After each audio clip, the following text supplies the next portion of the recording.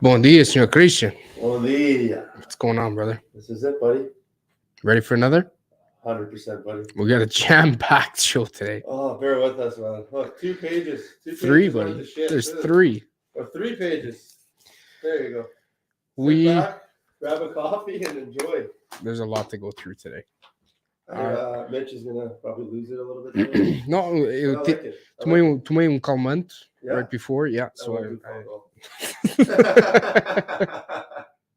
welcome to the Tuga, everything Portuguese soccer podcast. I'm Mitch Freud. I'm Christian Freire.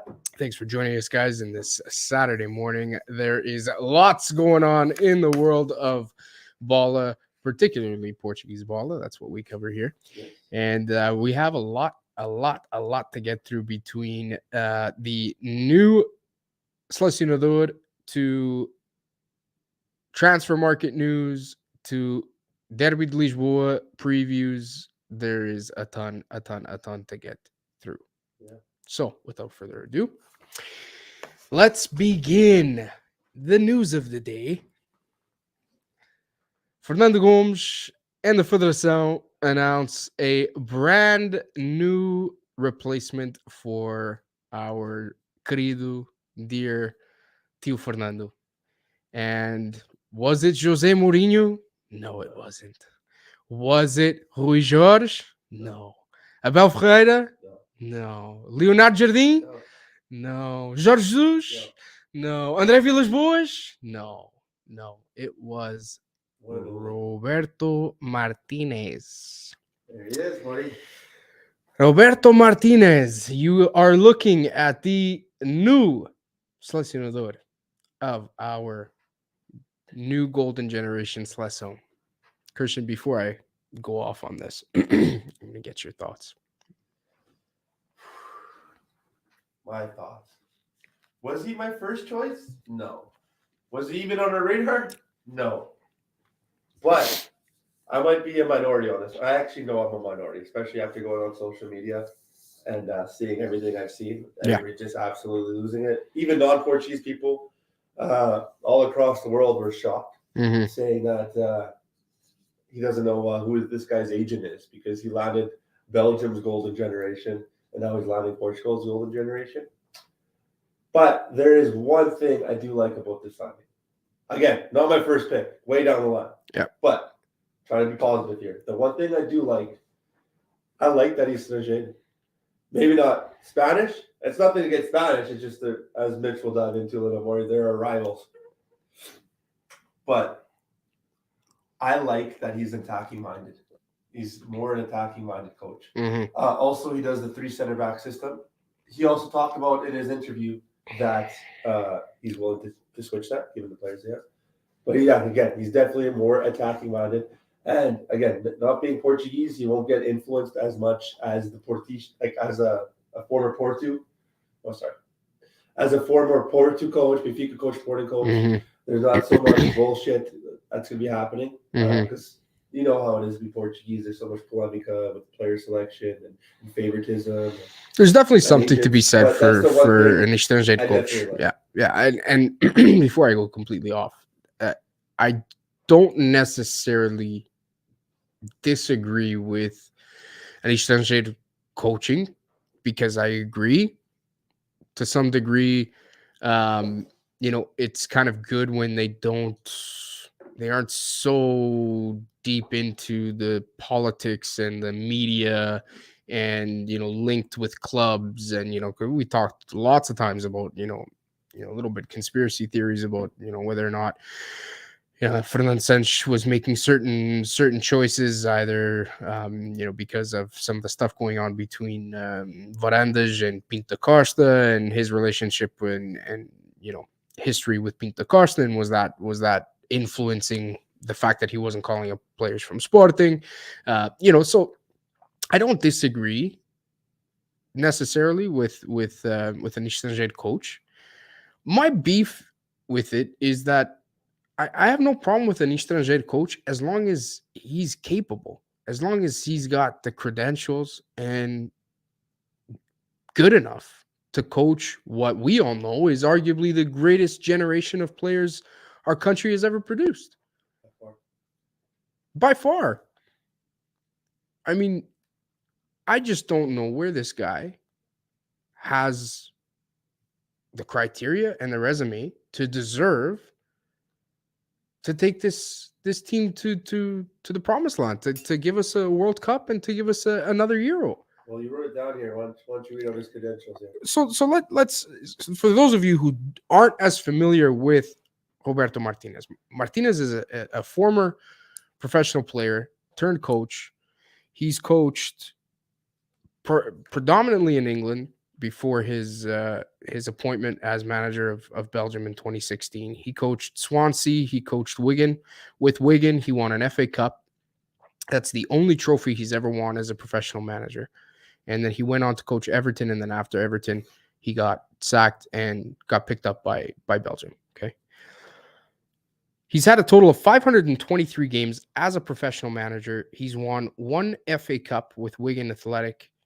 His overall win percentage as a coach is 44%. Okay. Now, to be fair to him, he had a 71% win percentage with Belgium. And to put that into perspective, in comparison, Fernando Santos' win percentage with Portugal was 62%. So he had a much higher win percentage with Belgium than Fernando Santos had with Portugal. Okay. Overall, his career, he had a 1.78 goal per game average. Okay. With the Belgium national team, he had a 2.66 goal per game average, which is obviously much higher. Okay. Still, to me, not good enough. And not good enough. Here's why I'm going to say it's not good enough. Let me compare some of the managers out there that were available. Okay. I'm just going to give you a few. André Villas-Boas. Okay. Think what you want about him. I know he's very tied to Porto and, he has ambitions of being the Porto president, but he is unemployed right now. Okay. Let's look at André Villas-Boas' stats in comparison to Roberto Martinez. 420 games as a manager. He's got one Europa Cup win with Porto, one Liga Portugal win with Porto, one Taça de Portugal win with Porto, one Portuguese Super Cup with Porto, one Russian League win with Zenit, one Russian Cup win with Zenit, one Russian Super Cup win with Zenit, a 66% overall win percentage in his career, and a 1.9 goal per game average. Not to mention he's Portuguese.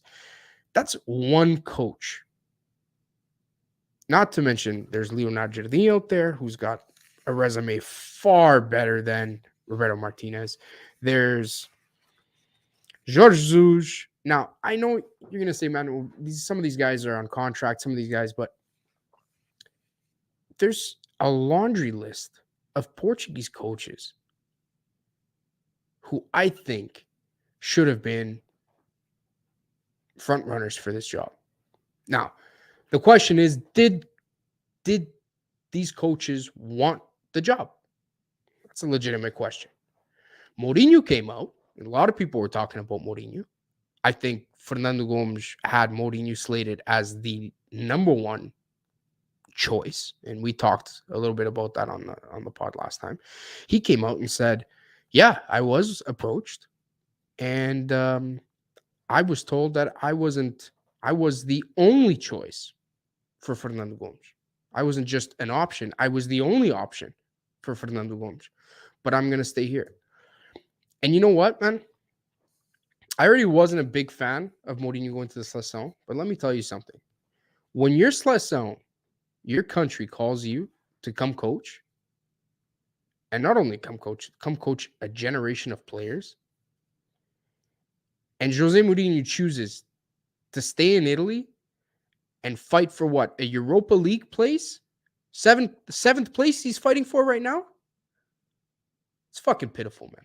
You know what? You have his quote lined up there. Yeah, honestly, it's pitiful, Christian. It's pitiful that so much graça. When your country calls, you, that should be the biggest honor. Isto é orgulho. And to what? Sit there and he's done so much in his career. What the hell does he need to stay in Italy for? That's my next point. It's that So for me, if you listen to our previous podcast, for me it was either Mourinho, Abel Ferreira, or Estrangeiro because what was that, sir? Your mic's not working. It's not. I don't know why. It's either Abel Ferreira, Mourinho, or Estrangeiro. Okay, but for me, Abel Ferreira was not realistic because I think he was a young coach. Mourinho fit the perfect criteria because he's already had a luxurious career, won Champions Leagues, won everything. He's at an age now where it's time to coach the national team.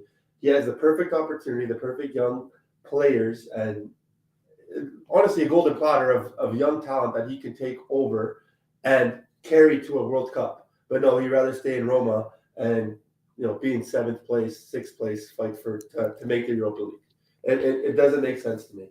I think what he said, honestly, was very. It makes me very sad to see that, essentially. I just don't understand how we have so much.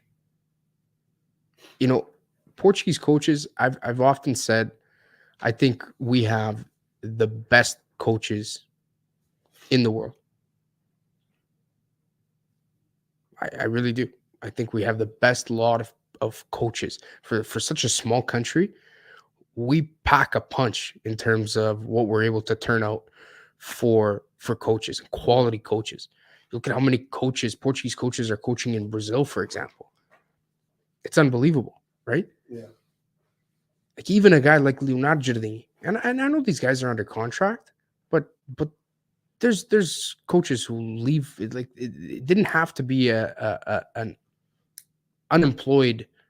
currently unemployed coach. Yeah. It didn't. You could have negotiated something. And there's so many guys out there that I think could have done this job. Roberto Martinez could prove us wrong. I mean, he could very well come in here and prove us all wrong. But to me, I think not only and with the Estrangeiro thing, man, I don't mind an Estrangeiro in there. It's just not Spanish. I'm sorry. Like, they are our number one rival. You can't put a Spanish guy coaching our Seleção. I don't know, man. You don't see Brazilians coaching Argentina. You don't see Argentinians coaching the Brazilian national team. Like, for me, man, you want to put an Estrangeiro, okay, but not a Spanish coach, man. Yeah. Not when we've got, and maybe if we're talking Pep Guardiola, okay, let's have a conversation about that. But he's Spanish and he's underqualified? I don't know, man. To me, it just didn't sit, it doesn't sit well. Like I say, he could prove us wrong, and this could go swimmingly, and we could win a whole bunch of trophies, and all could be great. So that being said, he's our coach. You're really disappointed in it. I didn't mind it overall. I mean, again, it was either Mourinho, Abel Ferreira, or Estrangeiro. I didn't mind it. What do you think are some of the positives? I mean, he's our coach. So there's no way around it. What are some of the positives do you think he could bring to our team? And do you think it was an upgrade or much of the same?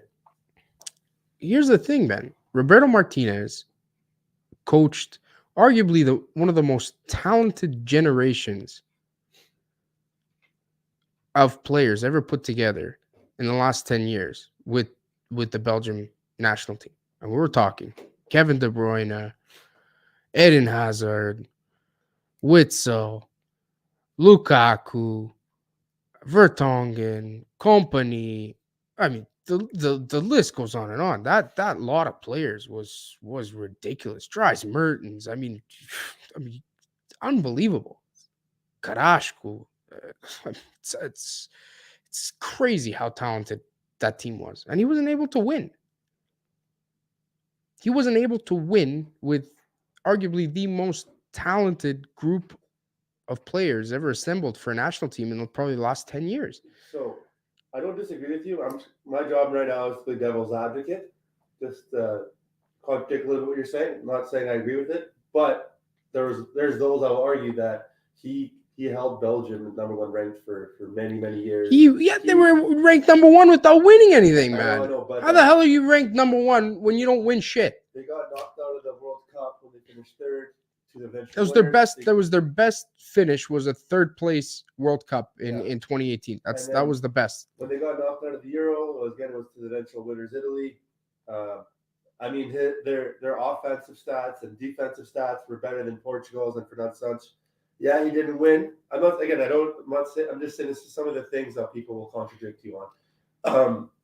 We didn't win, but I mean, overall, of course he didn't win, and I guess it's all about winning. And that, of course, Fernando Santos won 2 titles for us. He didn't win any. Yeah. But at the same time, he played pretty good football, pretty good attacking football, and he doesn't do what we hated about Fernando Santos: sit back, hold the result, play like a small team. Yeah. At least one of the positives that I like about this guy is that he will play an offensive team. I think, and which I hope to God, is that he will introduce some of these young players that we've been wanting to come in. That's the one thing I wish this guy will do, is start bringing in the likes of Vitinha, Renato Sanches, Peguinha, some of these young center backs like Antonio Silva, Inacio, especially if there's a 3 center back system. I mean, bring in because he likes the wing back system. I think that'll benefit guys like Nuno Mendes, of course, Cancelo, Dalot. There is some positives that this guy can bring to the team, and he has a great opportunity to prove us all wrong. And I really, really, really, really hope he does. So I'm on the fence. I'm on the side of I'm going to support him until he gives me a reason not to. I'll give him the benefit of the doubt. No, it isn't my first choice. No, maybe he's not the most qualified, but I mean, he does have some things that you can say, like things we talked about, and I'm going to give him the benefit of the doubt. And we have such a great national team. And finally, I'm hoping that we have a coach that can just let these kids loose, man, and really do something. Really do something here. So we got a couple of comments here. Sumo85 saying the whole FPF hires need to get out. One change won't change anything. Yeah, I agree. Yeah, there's definitely that. Richie's also saying, Mourinho making 7.5 a year at Roma. Maybe he doesn't like Gomes. Maybe he doesn't want the pressure managing the Seleção and all that comes with it, and the media. Yeah. To that, it's a good point. I'm gonna bring this up. How much do you think the current situation with Ronaldo and everything that happened with Ron during the World Cup and the falling out that he had with Fernando Santos, still Ronaldo has still not publicly said goodbye to Fernando Santos leaving? How big do you think that or how much of a factor do you think that played into Portuguese coaches not wanting to get into a situation where they're either obligated or feel forced to include Ronaldo into the team and integrate him into the team when he's clearly kind of on his last leg in terms of his career and now playing at Al Nassr, which, if it's not Ronaldo, any international player today goes to play in Saudi Arabia, they're never getting called up to the Seleção ever. So how much do you think that factored into the decision? Okay, so we talked about this a little bit off there. And again, I'm a big Ronaldo fan, of course. So I'm going to try to put my biases aside. This has nothing to do with this. For me, trying to be as neutral, if I was in a neutral standpoint on this one, this just tells me the information I'm getting. Maybe I'm completely off, but this just tells me that there's stuff that goes on behind the scenes in the Portuguese national team in terms of politics and who they can bring and who they can't bring. That goes on, and this is what it's telling me, that all these big Portuguese managers, some of them don't even have a job, are, I mean, not officially, but I don't believe anything they're fucking saying that Roberto Martinez was the first choice. I think that, again, there's shit going on behind the scenes with player selection, who they can bring, who they cannot bring. There's a lot of political stuff that goes behind the scenes that all these Portuguese players know, they experienced, or these coaches experienced and seen playing in, maybe the club teams, and they don't want any part of that. I think that's the main pillar. And then, to your point, Mitch, if you want to throw in the part where with the Ronaldo, that could just be another thing that was added on that they're not wanting the job. That's the information I'm getting, because everybody and their dog knows that this Portuguese team is a huge, huge opportunity. This is not like coaching a regular national team. You look at this team with the players that we have, some just off the top of my head that are all under 25, like Leão, Felix, Renato Sanches, Vitinha, Nuno Mendes, Dalot, Antonio Silva, the list goes on, Diogo Costa. This is an amazing opportunity, and these guys are turning it down. Yeah, that's just a big red flag for me, man. I don't know what you think. I agree. I think there's something, and the only thing that I can maybe think is that, man, it's the Ronaldo effect. I think could play a big part in some of these coaches not wanting to go there. Like, you see what Fernando Santos went through, not starting Ronaldo during the World Cup. What's going to happen? Like, I'm just thinking, if it was me personally, if I'm being asked to coach this team, the first thing I'm saying to Fernando Gomes is Ronaldo is not going to get called up. And if you think that, or if you're going to force me to call him up, I don't want the job. Yeah. I'm honestly really curious as to what these conversations were, because that if I'm the coach, that's one of the first things I'm saying. Ronaldo, after what I saw at the World Cup, and him now going to play in Al Nassr, as much as we love him, I'll call him up for a game where he can say goodbye, but I'm not going to be calling him up. I don't want him on the team, and I need to build a team. If you want me here for the next 4 years, I need to build a team that's going to be focused on its youth, and I don't want that a part of the dressing room. Yeah. And if Fernando Gomes says, no, Ronaldo is going to be a part of this seleção until Ronaldo decides he's no longer going to be a part of the seleção, then I'd say, Senhor Fernando Gomes, thank you very much. You have to find somebody else for the job.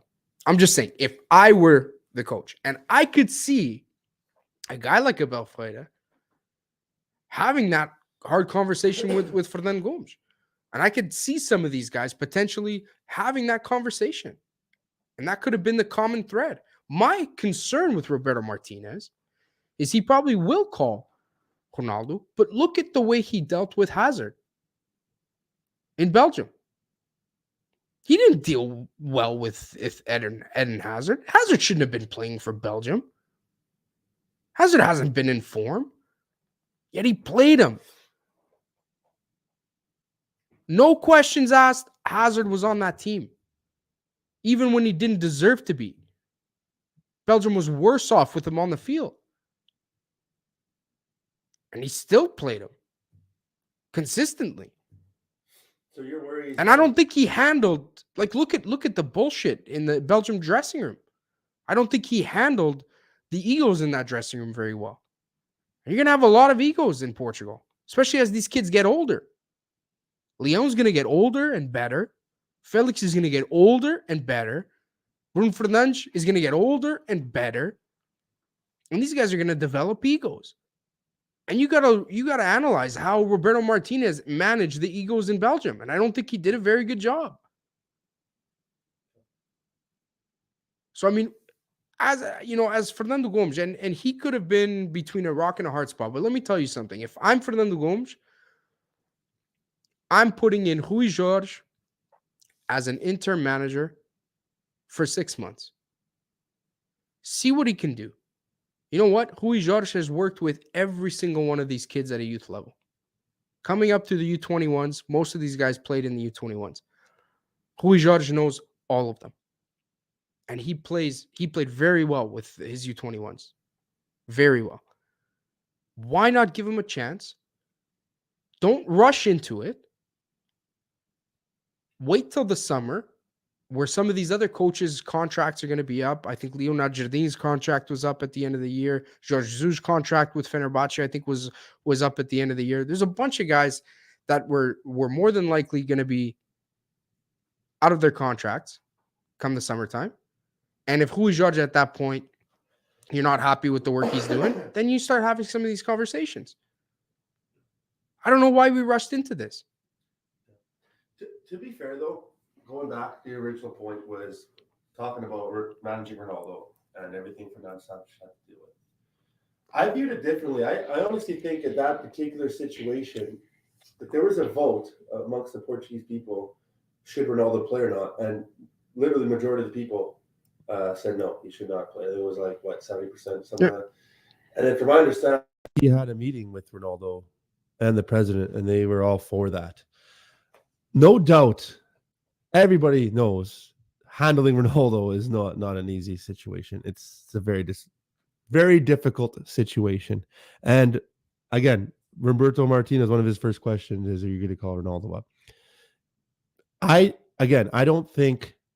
think that's just another annoying part to the coaching job, another problem that he has to deal with.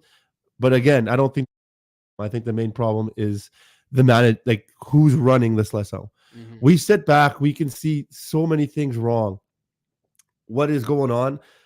I mean, if this goes wrong with, carrying over as long, because we all know Fernando Santos should have been gone at least 2 years ago, maybe even longer.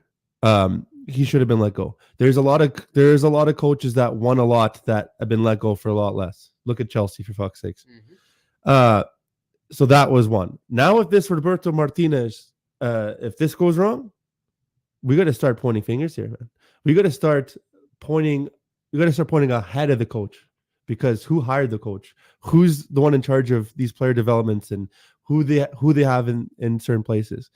Because one thing I know about Portuguese people, say what you want, I'm the most proud Portuguese person that I've out there, but we know how clingy they can be. They have friendships. They put all their friends in certain situations, and I think that's what's going on in Portugal, because there's an old boys club that was going on, and that's why I'm okay with this Roberto Martinez thing. But if this goes wrong, we got to point above the coach.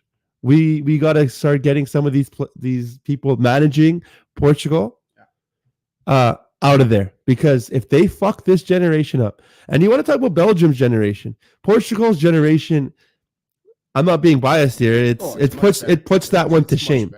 I think there was a lot of players on that Belgian team that were great, but not. I think they were a little bit overrated. Don't get me wrong. There's guys that shoot out, like Kevin De Bruyne, one of the best players in the world. Prime Hazard was absolutely insane. But Lukaku, I mean, look where he is now. Company, yes, he did great for Man City, but outside of that, Vertonghen, they're all great players, the good players, but they're not where I think Portugal's going to be. Mm-hmm. So if he fucks this generation and we come out with no Euro, no World Cup, no titles, man, there's going to be a lot of angry Portuguese people. Again, but that's why I think that there should have been a little bit more. Number one, I just don't think he's got the credentials to do it. And I don't see where Fernando Gomes thinks that he does. Not just his resume, but if you really, really look at how he handled the Belgian squad. Not very good. I don't think he did a good job. I don't think he handled the egos well. I don't think he handled the locker room well. Especially the last one. Especially this last one. Yep. And this situation with Ronaldo right now is delicate, and I don't think he's got number one, he has no history with Ronaldo. He's never dealt with him before. And I don't think he's got what it takes to handle to juggle that situation and stick handle the hockey term, but stick handle that whole situation. It's a very delicate situation, And So I think there's just a lot of politics right now. I got a question for you though, Mitch, because I know where you stand on the Ronaldo thing. You wouldn't call him up, but what if he has a conversation with Ronaldo? If he calls him up, he says he wants to meet with him in his interview, and he's like, "Listen, you're a little bit," and he says all the right things. The role that you mentioned that Ronaldo should have been in the last World Cup, and he sits him down. And he's like, "Ronaldo, thank you for everything you did. You're such an important part of our history. You've paved the way for so many things. You've done so much for this country. But would you be okay with coming off the bench or a different role with this Seleção? Maybe not starting every single game. Christian, maybe. he shouldn't be there. I know. I'm asking you. I'm asking you that. I'm going to ask you this. And he did come off the bench. Like if he was a player that had come off on the 80th minute, 75th minute, would you be okay with that selection of calling him up? No, You still wouldn't. I wouldn't. Really? You don't think he's a player that could still come off the bench and change games? Did he come off the bench and change anything for us in the World Cup? Yeah, but Those buts, man. It's not buts. He didn't. He did good against. So who the fuck did he do good against in the World Cup? Well, he came in well man? against Morocco. Oh, well, don't, Christian, man. He came good against Morocco. What the fuck did he do against Morocco? No, I'm just saying he still did. He had his chance. He had that one breakaway. He almost scored. He did change a little bit. I'm not saying he was Ronaldo. I'm not saying that. I'm just saying you would not be okay with him coming off the bench, being a role player. Ronaldo needs to do himself and everyone else a favor and take a long, hard look in the mirror and say, I need to call it quits with the Seleção. He is obsessed with winning a World Cup or whatever it is that he's trying to do. And he's forcing, if there was ever a demonstration of how much hurt and damage that he is doing to the Seleção today, look no further than Qatar 2022. What he brought in terms of the dark cloud from the stupid interview he did with Piers Morgan, to the bullshit in the dressing room, to the bullshit with Fernando Santos, to the shitty display, man. He can't play like he once did. He just can't play.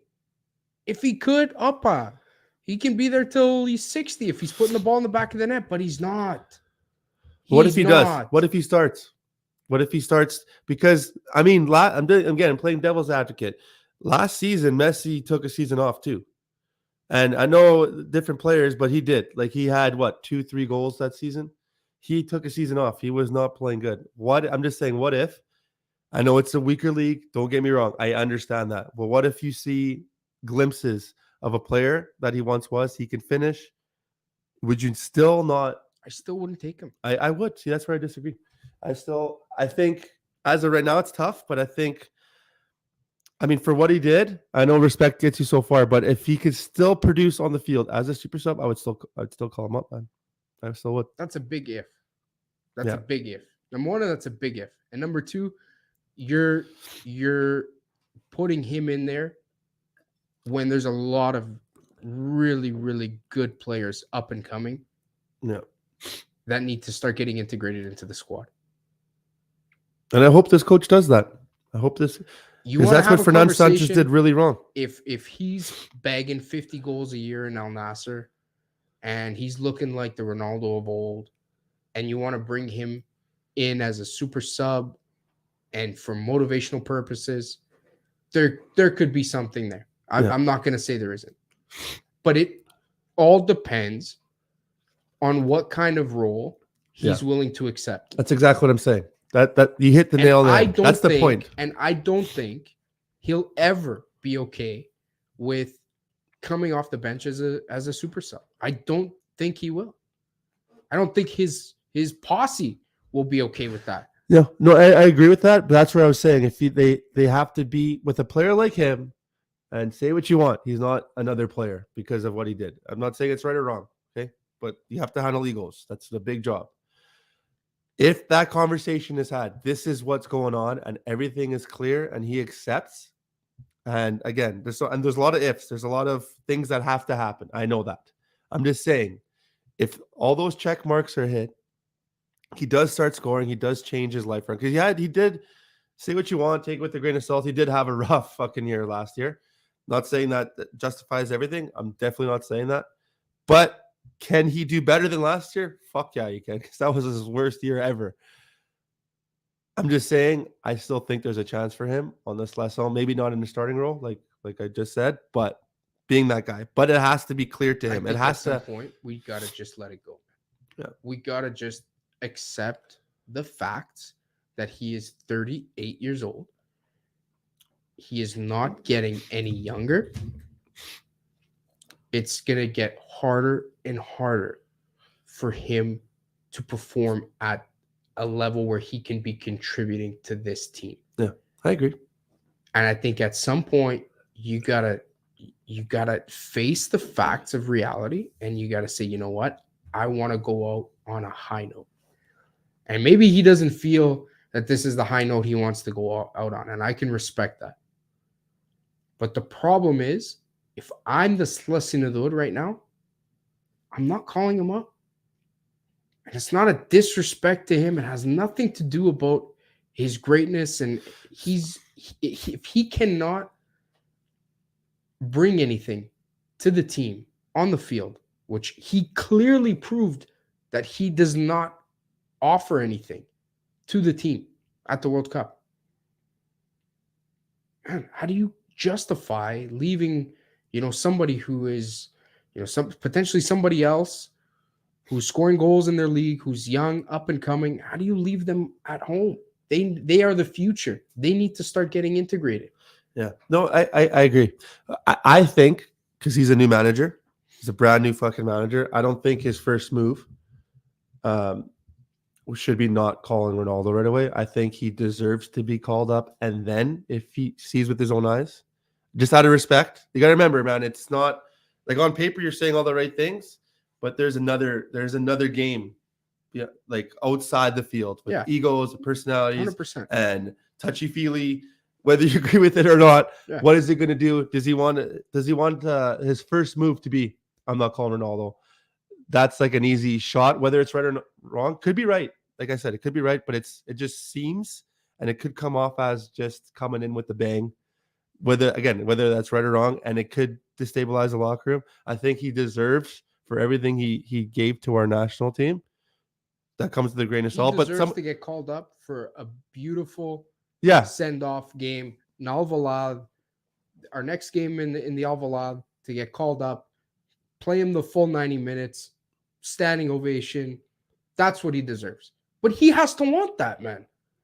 Roberto Martinez isn't going to call Ronaldo up and force him into retirement. Ronaldo has to be the one to say, hey, you know what? I think it's time. But my point being is he deserves at least one chance to prove everybody wrong one time. And now, you're making your selections. Roberto Martinez is calling up Ronaldo to train right now. To train with the team. I think if he doesn't call him up, that's going to be it's not a good first move. And then if he gets called up, he doesn't do good, then slowly do what you say, integrate him out of this list.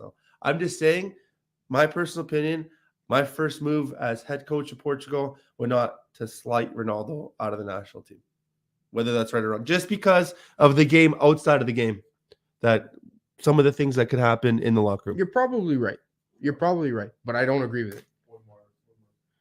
We got another comment here, Richie. Ron deserves a proper sending off, which I agree with. If he finds the form and reignites his happiness, he can still offer a lot from the bench. If Ron can't accept that, then I agree with Mitch. Exactly. That's my point. That's exactly my point. He's making it hard for all of the guys and girls out there who have loved and supported this guy since he was a teenager. I'm one of them. Man, even younger. Really is. Like I said, defending him it's like defending Kanye West right now. It's not easy. Anyway, guys, that's where we're at with the SELECION. We will see what happens. We've got we've got some time. I think March is when the Seleção was back in action. Roberto Martinez showed up in Saudi Arabia to see some of the Spanish teams that were playing over there. I think he met with Thierry Correa and Andre Almeida from Valencia. I think he met with William Carvalho because he was there with Betis. So I'm sure he might have also met with Ronaldo, I'm assuming. Yeah. He was there. Ronaldo showed up at Real Madrid's which was crazy training camp, which was cool to see. I wanted to touch base because I know we're going to shy away from this now, and rightfully so. We've been banging this for a while. I wanted to say one thing. Ronaldo's impact, besides all this other bullshit, for everything he did before this bullshit, I totally with you. It's bad. A lot of those things I touch up on. But I don't know if you've seen what happened with Al Nasser's social media. It was actually amazing to see. For those of you who don't know, they started off around 700,000 followers or 750,000 followers. After his signing, within a week and a half, they're at 11 million followers. Isn't that insane? And whether it's right or wrong, I know sometimes it's really deserved. He brings on all these things to himself, but sometimes I don't think we all realize this has nothing to do with his present date. Yeah. I'm talking about his career and what Ronaldo is as a whole. Sometimes we don't realize what we witnessed and what we have and how lucky we were that this man was Portuguese, the impact that this guy has brought to the world. You just mentioned that he visited with a lot of the Real Madrid players. I'm sure most of you guys heard of Vinicius Jr. and Rodrigo, especially Vinicius Jr., one of the best players, young prospects in the world right now. They see Ronaldo, and you got to remember, and this happens a lot with the Portuguese national team, and it could be a negative. They grew up idolizing this guy. And when there was a little TikTok I shared on our WhatsApp, Rodrigo, and this guy's a professional soccer player, and this guy just won the Champions League last season, I believe. And he's shivering. He's showing his hand, and he's shivering how amazed he is to see this man. And it was crazy to see, man, because again, I don't think we'll all appreciate. We won't appreciate Ronaldo as much until he becomes, like you said, eventually. Whether he needs to do it now, that could be argued, or a little bit later. What this man brought to the world of football, and it does suck that this is how he's going out. But on a positive note, it's honestly amazing to see the impact this guy has. Oh, and I think that was going to be the case wherever he went. That's the Ronaldo effect, man. Yeah. That's why he's worth the money that he's worth. He's a brand. Him in and of itself, he's more valuable than clubs. Yeah. That's what he brings to any club. And it was crazy because they showed a clip of like other teams' social medias, and I don't want to misquote certain teams, but it was a lot of big clubs, like some of them were like AC Milan. Yeah. I'm not sure if Juventus was there, but there was a lot of big clubs that they put up to Al Nassr, and Al Nassr passed all these clubs in terms of social media. It's insane. Well, I think the argument could be made that in a lot of cases there are more Ronaldo fans than there are fans of certain clubs. Yes, 100%. Right. You look at a Benfica or a Manchester United. You know, there's hundreds of thousands of members, right? Yeah. But I mean, you look at Ronaldo. There's millions and millions upon millions of fans, man. Die hard fans. And a lot of them, like I just said, are current footballers that idolize him. Like, oh, man, 100%. Yeah. I mean, you look at us. We're in our 30s. We grew up watching him. A lot of these players are younger than us, 10 years younger than us. They never knew a world without Ronaldo. They never knew Bola without Ronaldo, right? I mean, we're lucky enough that we still remember, you know, the Figos and the Rui Costas in that generation, and we kind of grew up with Ronaldo. But there's a lot of these kids growing up playing. They never knew a world of baller without Cristiano Ronaldo. Yeah. So I mean, right from when they knew what the sport was, he was the guy, man. Mm-hmm. So I just wanted to add that on just before we shift. And to that point, he deserves a proper setting. A proper setting up, 100%. Like Richie says. Anyway, guys, we have still lots to talk about. Jumping over to the transfer news, the big move, not quite a move, but a little shift, a little loan deal we have to talk about here. After a very impressive World Cup, João Felix finally makes his way out of Athletic Madrid and finds himself in the Prem with Chelsea. A 6-month loan deal where Atletico will be paying 10 million euros, about 8.8 million pounds, to have Felix there for the second half of the season. Felix actually did extend his contract with Atletico until 2027 prior to making the move, which was interesting. Weird. There's no talks of any buyout options on Chelsea's part. At least there's nothing that's been reported. What do you think about the move? Felix in the Prem with Chelsea.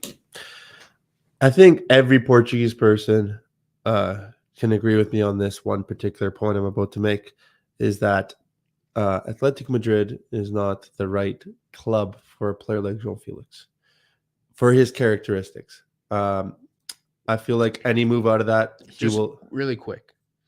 I don't necessarily think that it's so much Atletico isn't the right club as it is Diego Simeone isn't the right coach. Yeah, and that's my point. What I meant by that is their system, the way they play, the players, their identity, the way again like how they play. They're a very grit based team. They like to hold on leads. It's a very defensive minded team. I feel like a team like, I mean, any player would benefit from going to like a City or anything like that. But my point being is an attacking based team that he's a flair player.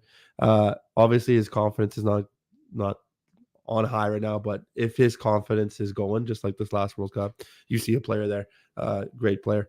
Even just the first half against Chelsea. Against Fulham.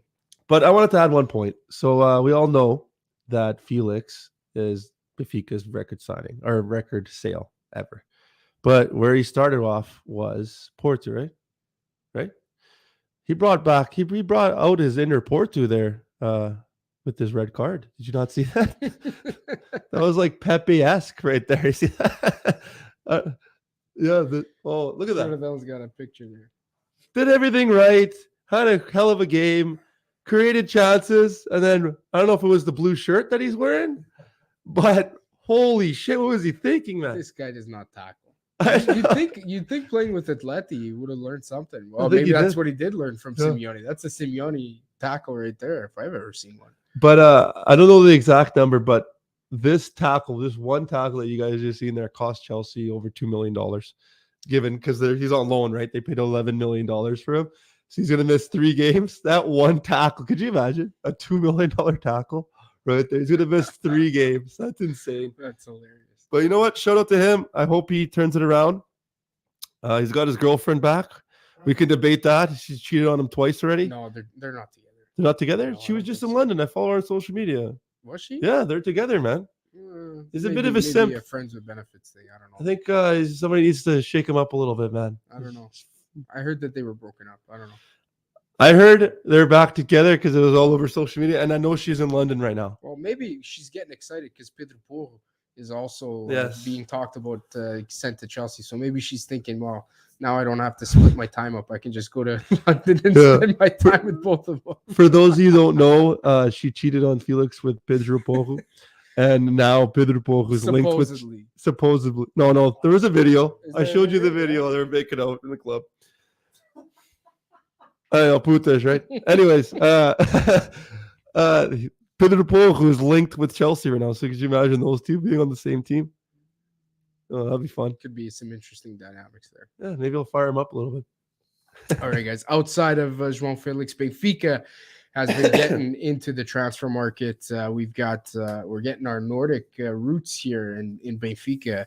Benfica signing a Norwegian striker, I'm going to totally botch this name, Andreas Schjelderup, on a permanent move from Norwegian side Nordjylland. Anyway, 14 million we paid for him. It was not cheap, but this kid, I think, scored 15 goals in 14 games last year. It was a pretty impressive. Actually, a lot of guys were after him. Look like they're from the Lord of the Rings, right? man. Look at that. That's our 2 new Vikings, man. And Benfica also keeping 20% of any future sales on this guy. So interesting. There was a lot of reports that Liverpool were after this kid as well, and Benfica beat them to the punch. So I'm excited to see him play. We also signed Danish striker Kasper Tankstedt for 9 million from Rosenborg, another promising player. So we'll see. They're both already registered, and they could be featuring in the upcoming Benfica Sporting game tomorrow. So it'll be interesting to see how that goes. Sporting also getting in on the transfer news, signing Argentinian center midfielder Mateo Tanlongo on a free transfer from Rosario Central. What do you think of that signing? Is that really what Sporting needs right now? Yeah, I dived in. I was wondering. I never heard of this guy. Most people never heard of this guy. But I dived in. I was listening to a sporting podcast on him, and they brought in an Argentinian scout. Well, he usually scouts around the Argentine league. He's very knowledgeable, much like us with the Portuguese league. He knows all these players, and this player was sought after, believe it or not. The reason why we signed him on a free transfer is because, again, his contract was almost up. He blew up towards the end of the year. A lot of teams wanted him. He just decided to hold off. We signed him. Luckily, he's very young. He is honestly, they refer him to Benfica's Enzo Fernandez. They say similar, except Enzo Fernandez is more offensive. He's a little bit more defensive. He's that kind of player, a flair player, box to box, great passer, and very young. The one thing that I've noticed about Sporting, and again, most teams do, but I noticed a lot about Sporting is they're solely concentrating on the future. This is a project on the future because every single signing has been young, very, very young, promising players. They, for those who don't know, they just invested over 20 million euros into their academy.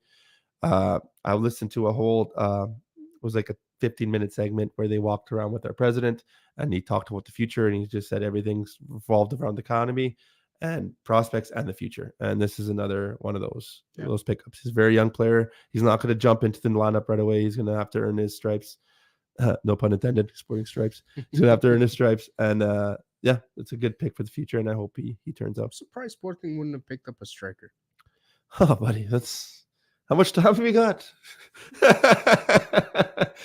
Like, was that not priority number one for Sporting? It was. But the system that, again, I don't agree with this. The reason why I don't think he is the system that Ruben Amorim is playing is a striker that can distribute the ball and sort of like a Firmino role. And he, instead of getting another striker, he likes another mobile winger in that role that can sit back.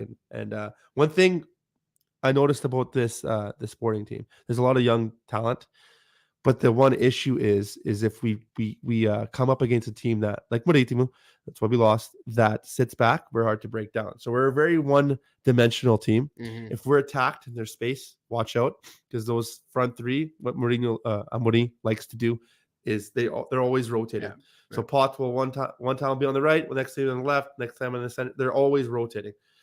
But to your point, they need to change some characteristics when we play games like against Marítimo, where that is not working because there's no space. They just sit behind the line. You can rotate as much as you want if there's no space. That's when the crosses start coming in. And to what? Our average height is 5'5" up top, other than Paulinho. So to your point, it would be nice to get a striker that in those games that we can switch up our tactics and our dynamics to find other ways to win, which I think other teams like Porto and Benfica have. They can switch with certain players and certain characteristics. They can find different avenues and different ways to score, where I don't think Sporting's there right now, unfortunately. Well, on that topic, we've got a DERBY de Lisboa tomorrow, Christian. Sporting, Benfica. Benfica currently sits first, of course, with 40 points. You don't have to say it like that, man. Sporting sits fourth with 28 points. Sporting coming off as you mentioned, 1-0 loss in Madeira to Marítimo. Benfica coming off a 1-0 win over Portuguese and also a 2-0 win during the week against Varzim for the Taça de Portugal. Enzo Fernandes scored against Brazil. Interestingly enough, because we talked about it on the podcast on the last one, he's been linked with Chelsea. Everybody's talking about a potential another record signing or a record breaking signing for Enzo to Chelsea for over 120 million. But when he scored the goal, he tapped the emblem and he said, "Eu tô aqui." So a lot of people thinking maybe this was his way of telling all the fans, because there's obviously been a lot of scrutiny around Enzo and the way he's come back from the World Cup. He missed the training. He went to Argentina to spend New Year's and then came back, and it was kind of like he was saying, I'm kind of done with you guys, and he was set on going to Chelsea. But we knew that Rui Costa was very, very set on trying to keep Enzo at least until the end of the year. There's a lot of Benfiquistas that are kind of torn between this. Some want him to stay. Some are like, man, even if it takes Chelsea 3 or 4 years to pay off the 120, we need to take it. I'm more on the side of we need to keep him on for the rest of the year. What's that? Richie says, Epa, he signed personal terms with Chelsea. Ele não tem vergonha. Hope we sell him. And he disappears. Well, honestly, on the outside side, I'm not a Benfica fan. I'm just saying I'm going to try to be as neutral as possible in this situation. In my personal opinion, Benfica should just take the money and get rid of a player like that, because is he talented? Yes, he's so good. He's a young player of the tournament. No, taking nothing away from him. So much like what you were saying with Ronaldo, that is that kind of toxicity and that stuff. You don't need that in your locker room. As good as he is, after a player's done that, obviously handle him as best as possible, because that's a lot of money sitting there. The last thing you want to do is sit him and do those things. You want to do all the right things publicly. But after he did that, I hate players that do that. Benfica gave him a lot. The reason why he was at the World Cup and given those situations was because of Benfica. The reason why he's worth that much money was because of Benfica, because they gave him, a stage to do that. And I hate it when players, no tenho vergonha na cara, and they turn their back on a team. To be fair, this kid's young. He just won a World Cup. His head is, full as you can get. This kid went from being really a nobody, playing in Argentina, going to Benfica. He's had a really good first start of the season. All of a sudden goes to a World Cup, wins a World Cup, wins young player of the tournament. That's a really big trajectory in a very short period of time for a young kid. It's hard to always make the right decisions, okay? Especially with the type of money they're talking about paying this kid. It's hard, man. It's a lot easier said than done to act in the right way when you're that young. And think about how stupid we were when we were that age. Imagine you put all this fame. Adam's shaking his head. You put all this fame and money and attention on you. You're not always gonna make the right decisions. So as much as I didn't like what he did, if the decision is to stay, ele ainda bem-vindo, because I think he's a huge part, and he's been a huge part to why Benfica has been as good as we've been this first part of the season. We have a very, very, very good chance to go even further in Champions League and beat Club Brugge. And again, I think he is a big part of that midfield. He's formed an unbelievable link up with Florentino in that midfield, and I think that's one of the main reasons why we've been as successful as we've been. He leaves, I don't really see a great alternative in the midfield for Benfica. Arsenal, I don't really like him in that role. I don't think he offers the same things that Enzo does. Paulo Bernardo, yeah, maybe, but just not at the same level as Enzo. Let him get us through the rest of the season. Hopefully we go far in the Champions League, and then we can sell him off at the end of the year. And the thing is, he just won a World Cup. If he helps Benfica get to the quarters or the semis or the finals, or quem sabe, if we win a Champions League, imagine how much this kid's going to be worth then. You're laughing. I'm dreaming, man. But imagine if he helps Benfica go even further in the Champions League. Now, all of a sudden, not only did he win a World Cup, but now he helped an underdog team make it to the quarters or semis or even finals. He could be worth even more at the end of the year. Screw the 120. We're probably talking 150 plus. Mitch is in the clouds, man. So, But yeah, you can always dream. I like it. I'm just kidding. I have no problems us hanging on to him. I think it's not a bad thing. Yeah. So, big game tomorrow. What are you thinking? What's your predictions? What does Sporting have to do to beat the incredible, invincible Benfica? Okay, I'm not just saying this because I'm Sporting. I'm being serious. I think the worst thing to happen to Benfica was us to lose last game. I think because where we would have been on this in the standings would have been a lot more favorable. We've been right on Porto, right on Braga. I feel like this game for Sporting is do or die. And I mean, it's a derby game, don't get me wrong. And I'm not saying we're favorite. We're not. We're playing in the luge. That's not what I'm saying. So I'm saying that Sporting's going to come in desperate. Lose? Sorry? Is that what you said? No, you guys are I'm probably going to lose? No, I'm saying Sporting's going to come in desperate. Prior to that Marítimo game, we were banging in goals. And me watching Sporting, I watch every fucking game. I'm telling you right now, we play way better against teams like Benfica and teams that open up that we can counterattack. It favors our formation a lot more than a Marítimo. So, I mean, again, it's in the luge. We're talking about a team that only lost once this year. It's going to be a very tough game, but I can't see Sporting lose this game. You can't see Sporting No, losing I think this it's game. going to be minimal a draw, just because of how desperate we are. And a club like us, we need every team needs it, but like where we are financially and where we are as a club, we need Champions League. So this is going to be like a final for us. I mean, every derby is a tough game, no matter what, of course.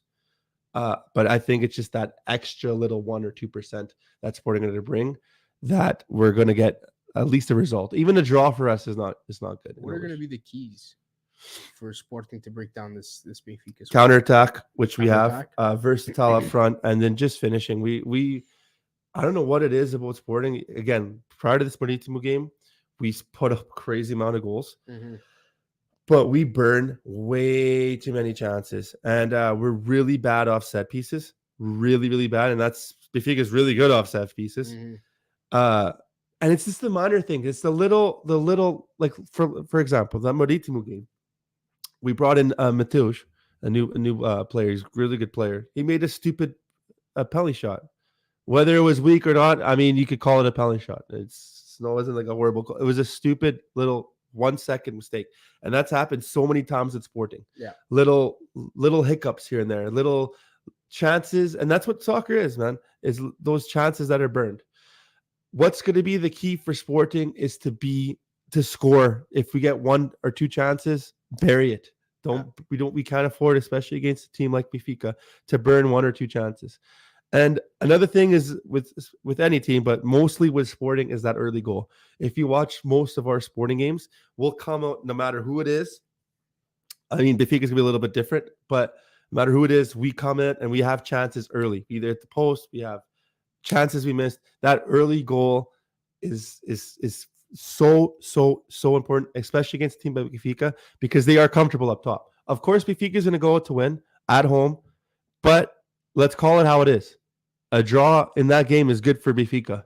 That's one less top 3, top 4, if you want to call it, team that they got through, and they'll sit comfortably up front. So the longer that this game goes on, 0-0, it will benefit Benfica, because Benfica can afford, not saying they will, can afford to sit back, and a tie is fine for them. So early goal, finish your chances, be lethal on the counterattack. That's the keys for Sporting. It's going to be an interesting game. Benfica, I think, I'm trying to see here what's been the latest, but I don't know if Rafa and Grimaldo are going to be fit for these games. They're big question marks. I know they rested Rafa. He did not play against Frosinone. If we don't have Rafa, it's going to be a big loss for us. But I think, honestly, I don't see Benfica losing this game. I don't know that it might be a draw, but I don't see Benfica losing this game. I think we've just been too good this year. We've just been too good.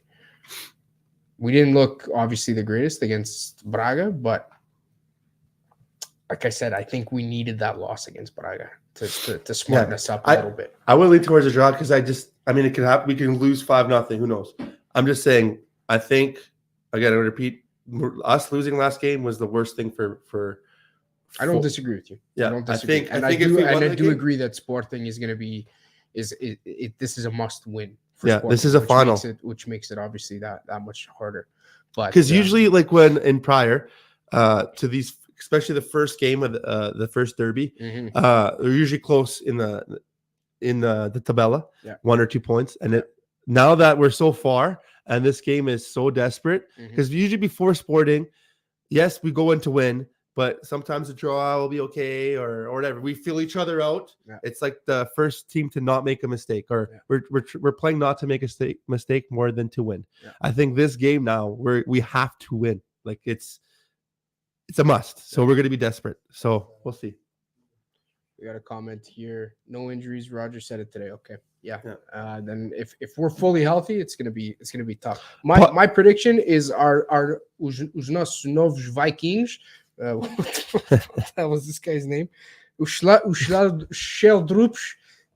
Andreas. I'm just gonna call him Andreas. Andreas Sheldrups is gonna come off the bench with the big win, man. He's gonna Tungsten and shell drop. There we go. Perfect. Shell drop. She's gonna come off the bench with the big game win. We're gonna shell drop a deuce right in the Stade de Luge tomorrow.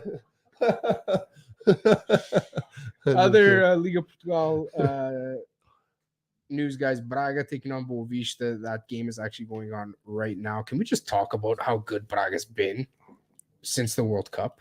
Like, they've been really good. You know what?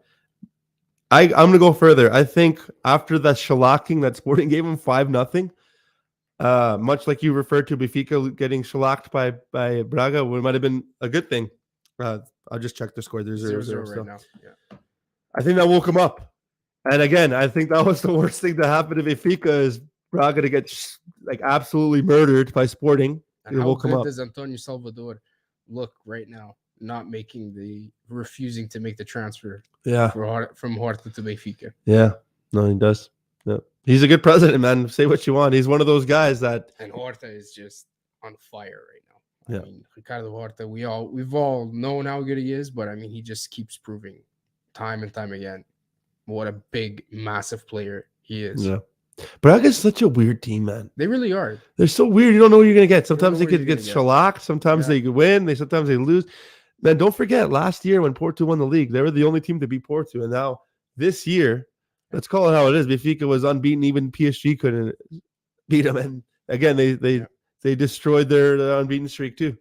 It's interesting because you want to talk about good Portuguese coaches, Artur Jorge, man. And it's so weird how Braga has this uncanny ability to snipe up these really good up and coming Portuguese coaches. The same thing with Ruben Amorim, right? Now Artur Jorge is another really impressive up and coming coach. He was one of the only guys in Portugal right there neck and neck with Roger Schmidt for being undefeated for a little bit in the first part of the season, right? Until they dropped off a little bit of form back in, I think, October.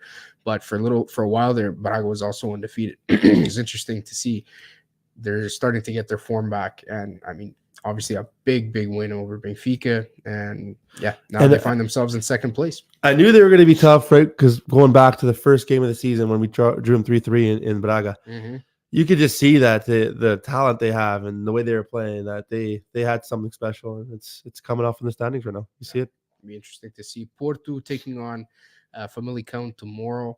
Obviously, Porto also coming off a 0-0 draw against Casa Pia. Casa Pia, another impressive team this year.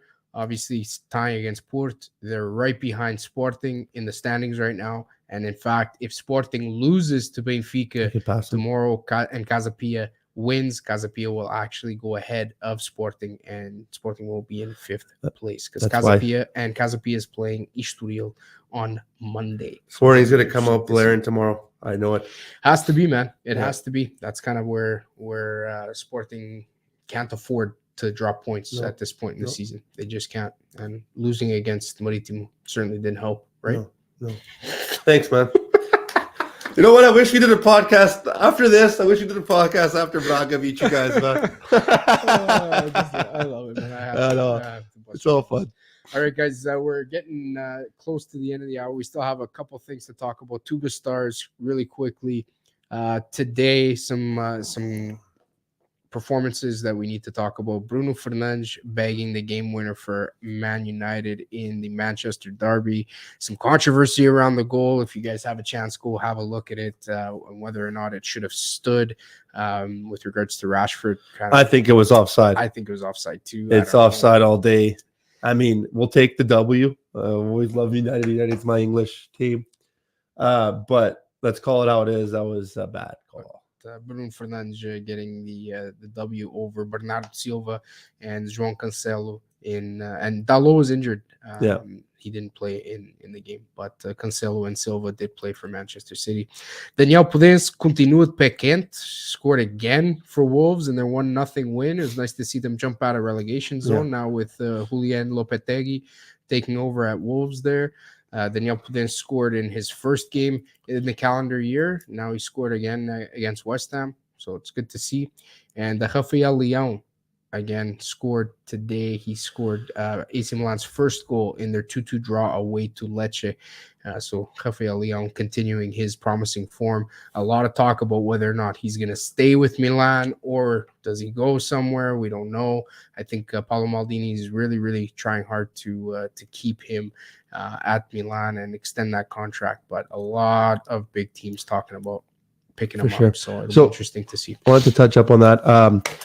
I know you're going to laugh and take it with a grain of salt, but there's a lot of FIFA players in this podcast. And one of the biggest times of the year in FIFA, they do a team of the year. Yeah. So they get every single person that plays the game when you log on or on your phone or whatever, and you vote for team of the year. Mm-hmm. And there's 3 Portuguese players this year, and Rafael Leão is one of them. Yeah. It's not official yet, but he's up for it. He's up for it. It's Cancelo, it's the Diaz, and Rafael Leão. First time since 2000 and don't quote me on this. In a very long time, Ronaldo was not nominated. Wow. But it's cool. It just, that being said, I know it's just a video game, but it is a vote, and that just shows you how good Rafael Leão has been. Everybody knows how I feel about him off the field, but on the field we can't deny. Guys we talked about, Podence and Leão. I know, but on the field he's the real deal, and that is one of the players. It's taking shots at me all day. Hey, I love it. I love it. Are you not entertained? What's it called? That's one of the guys that I'd like to see integrated into the national team and get more playing time. He had a great World Cup off the bench. Mm-hmm. Of course, he went missing a couple of games, but overall, he's one of our future stars. And I'd like to see Podence there too. Yeah. I think I already talked a bit about it before the World Cup. I thought he should have been there. I think he's such a skilled player. He's one of those, players that can unlock defense. He's very tricky. He's like a Portuguese Messi. Yeah, he's got that really low center of gravity. He's strong on the he's ball. A wish Messi. He's a wish Messi. But he's very good. He's very good. I really love seeing him play. So one more quick question before we move on. Yeah. If you're Roberto Martinez, do you have another discussion with Rafa? Yes, 150%. That's another opportunity for Rafa. 150%. I don't know if Rafa's ever gonna come back. I can see it. I really don't. But potentially his rift might have been with Santos, and there might be an opportunity there. That's happened before. If I'm Martinez, I'm absolutely keeping that door open for Rafa to see if he can come back. I know some people are against that.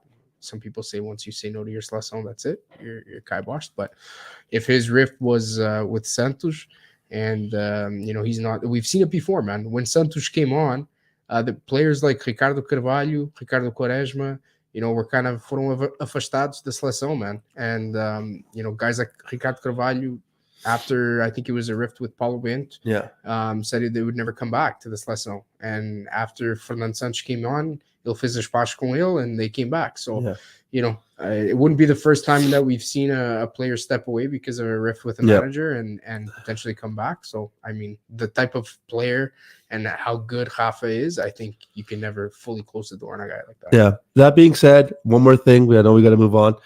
I hope because one of the biggest mistakes I found with Fernando Santos was his he wasn't able to bring certain players with different characteristics. We had a lot of players, inverted players, very guys like Danilo William. The list goes on. I could go another 20 minutes of things I disagreed with. Rafa is one of those players that has particular characteristics for certain games. Doesn't have to start. You could argue he can start, but we have to do better on finding different ways to win.